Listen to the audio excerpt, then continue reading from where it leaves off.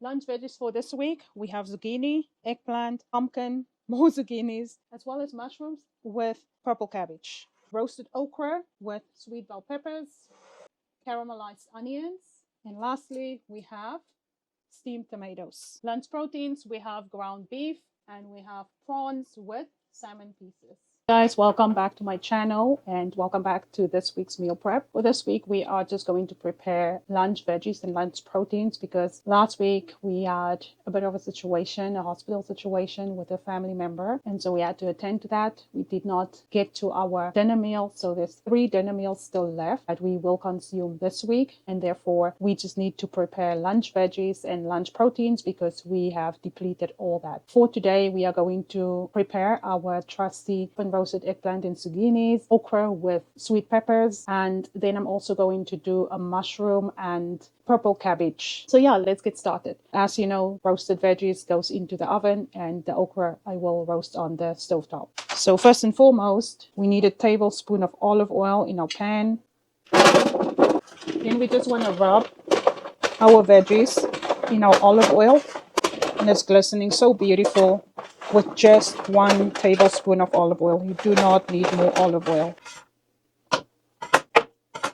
My husband cut some of the zucchini so large.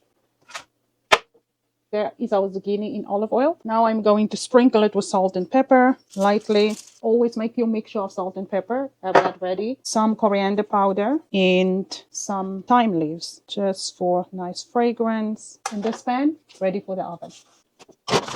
And now for our roasted eggplant, tablespoon of olive oil once again.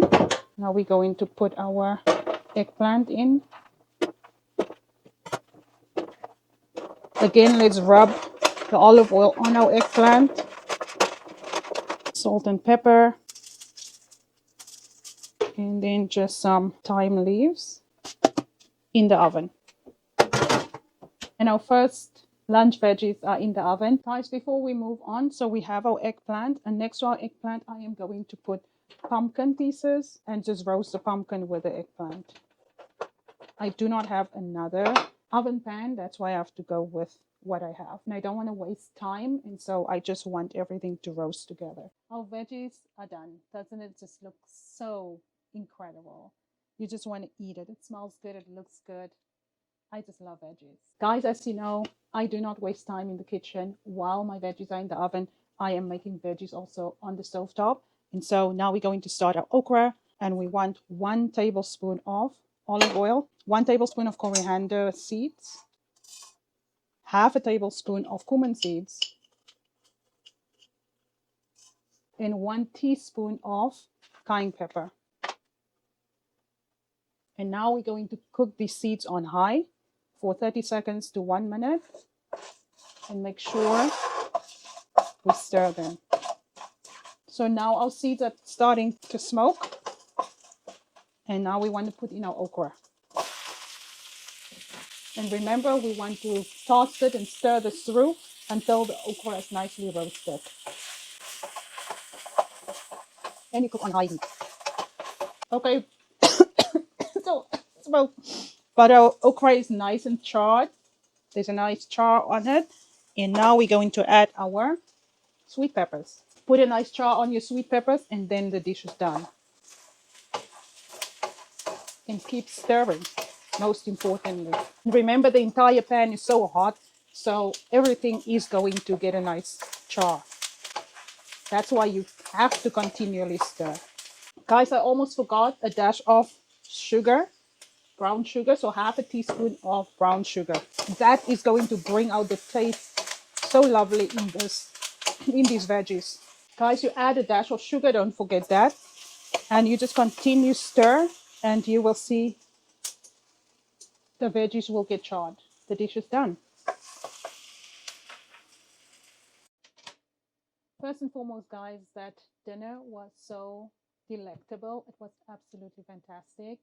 The bok choy complemented the entire dish. My husband's steak wasn't the best cut. However, the flavors were incredible. I always do good with my steak flavors, which is simple. Salt and pepper. There's enough salt and pepper in your rosemary. And if you can add a bit of butter, oh my gosh, you will be in heaven. Anyway, can't wait to eat these veggies as well as our okra. Oh my gosh, so delicious, so delish. Let's move on to our next veggie dish. All right, guys, on to our next veggie dish. We are going to saute mushrooms, sliced mushrooms, as well as sliced red cabbage, sliced purple cabbage, not red. So we want to start it off with a teaspoon of olive oil and just add our mushrooms to it. You can either buy pre-sliced mushrooms, and you know already I'm going to rub the oil in these mushrooms. I probably need another teaspoon. So basically a tablespoon of olive oil. Yes, you can either buy your pre-sliced mushrooms or you can slice your mushrooms yourself. The purple cabbage, this is 300 grams of purple cabbage. I sliced it myself. So let's saute these. All I'm going to add is my mixture of salt and pepper. You know, I like to keep my mixture here. So salt and pepper. I am going to saute it on high because I don't want the mushrooms to cook out water. That's why I'm cooking it on high. All right, guys, my mushrooms are nice and sauteed now, and this is exactly what I'm talking about. You have to cook your mushrooms on your highest heat so that you do not get that steam and water that cooked out of the mushrooms. I'm going to put this aside and then throw in my cabbage. And I just want to add a little bit of oil once again, a tablespoon, and put my cabbage in here. And the cabbage, I'm going to let it cook slower so that it can really soften, because I cannot eat hard or uncooked veggies. It really is not good for my gut. Oh my gosh, guys, the cabbage is nice and soft, and now we can just add our mushrooms to it. And it tastes so good. I didn't add any salt or pepper to the cabbage because I add to the mushroom. We have a good selection of vegetables for this week. Lunch vegetables, and I love it. We really enjoy eating our veggies for lunch and for dinner, and we don't mind eating the same vegetables. We actually eat the same vegetables for lunch and for dinner because most of our dishes is a starch and a protein. This is beautiful and delectable. Guys, since I started the meal prep filming, you have seen that I always, or in a lot of dishes, I would use caramelized onions and steamed tomatoes. And today I'm going to show you how I actually make that. Now for caramelized onions, we want to start with 1 tablespoon of olive oil. That's all you're going to need for 8 medium onions. This is my sliced onions, all sliced up. This is 8 medium onions. I'm going to toss it in here, and then I'm going to rub the oil in it. And then I'm going to use half a teaspoon of salt and half a teaspoon of pepper and 1 teaspoon of sugar. I always put sugar on over my food to break the acidity. And now all I'm going to do is let this brown. Now we're just going to give it a good mix. Now I'm just going to give it a good mix, and then I'm going to cook it on high for 1 minute. And after that, I will turn the heat down to medium heat and then put a lid on and let it steam like that. But I will check it periodically. Our next thing is our tomatoes, steamed tomatoes. This is also 8 medium tomatoes that I sliced. No oil for this pan because tomatoes cook water, right? Here we're going to use a tablespoon of sugar, half a teaspoon of salt, and half a teaspoon of black pepper. And last but not least, a cup of water. And now I'm going to cover it and let that simmer on medium heat until it's completely cooked down. I will show you later what I mean with the tomatoes will be cooked down and the onions will be cooked down. It looks bulky now, or like a lot now, but you will see later it's just a little bit. Cover that. And so this is now coming to a good sizzle. I'm turning my heat to medium and I'm going to cover it. The onions will now sweat and it will cook in its own steam. And that's how it's going to brown as well. You just have to come and check it periodically. For both of these, it takes about 30 minutes to cook down and for the onions to caramelize. Our caramelized onions is done. And as you can see, it cooked down to just a little bit. It will fit in a small container. As for our tomatoes, it will also boil down to just a little bit. I will let it boil down further until it's just a little bit. And what I love about these two, not only do we use it for the main dishes, but we also use it with our lunch proteins. It just gives much more in-depth flavor to our lunch proteins. We just love to put it with our proteins because it just absolutely tastes divine. All right, guys, now it's time to cook our lunch proteins. And for today, we have salmon pieces. That is going to go in the air fryer. Then we have prawns that we're going to do on the stove top, as well as ground beef. So I couldn't find ground beef. And so I just used 2 of our patties. One is Wagyu, one is Angus beef. And so that's what I'm going to make our lunch beef with. So let's start with our salmon pieces going in the air fryer.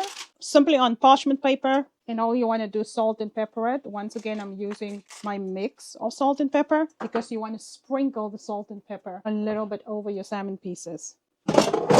Now onto our prawns. So the prawns, I'm just going to put it in this pan. I'm not putting any oil, just the prawns. Again, we're going to season it with salt and pepper and cook this on medium heat. Next, we want to add our ground beef.